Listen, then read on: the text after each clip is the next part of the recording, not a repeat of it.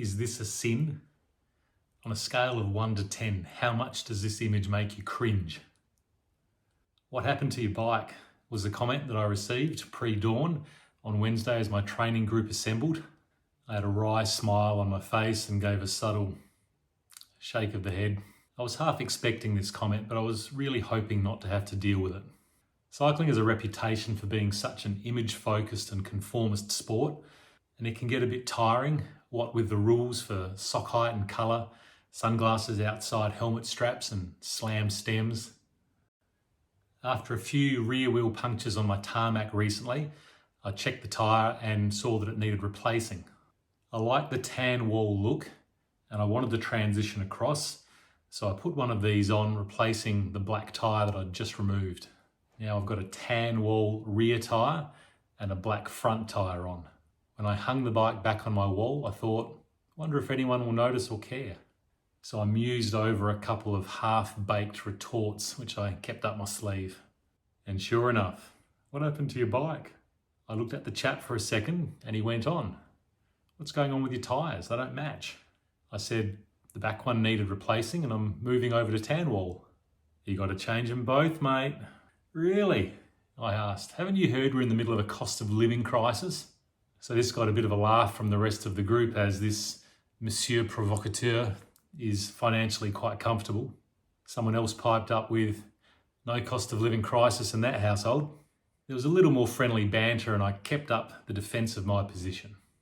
I took up cycling in my 40s, having been a track and field athlete in my younger years, but many of the guys that I ride with, including Monsieur Provocateur, were riding and racing as far back as their teenage years. They all have bucket loads more status and cachet in the cycling community than I do. I've got arthritic hips, I ride upright, my knees are splayed out because any other position or pedalling action hurts too much. Although I always remember to put my sunglasses on outside of my helmet straps, my stem sure ain't slammed. I don't look like a svelte, graceful racing cyclist. I've still got a bit of zing going up hills, where power to weight ratio trumps aerodynamics, but it is a depreciating asset. I'm sure the whole episode was purely in jest, but I honestly can't see the point in replacing 2 tyres when only one needed changing. The front tyre still has plenty of miles in it, and even if I did take it off, kept it for a rainy day when I next need a 28mm black tyre, well, what a wasted effort.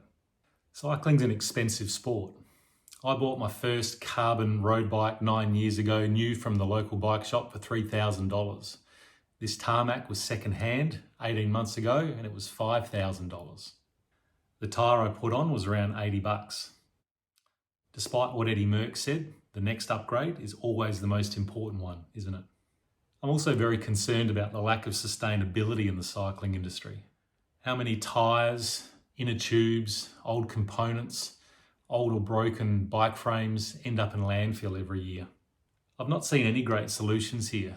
I know that there are options for rubber recycling, but they're definitely not at scale and they're definitely not yet easily accessible. I would love to see something like this run through local bike shops one day. So I'm going to keep rolling with my 2 different tyres on my tarmac as a badge of honour, for the time being at least. I'll try to resist conforming. I know the day where I change that front tyre over to a tan wall will be accompanied by a silent sigh of relief, but in the meantime, I'm going to try not to think about it too much.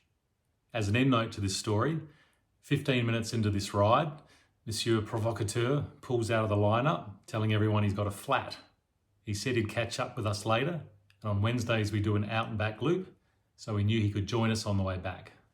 Well, on the way back, he was still on the side of the road, his bike's upside down, and he's calling for assistance.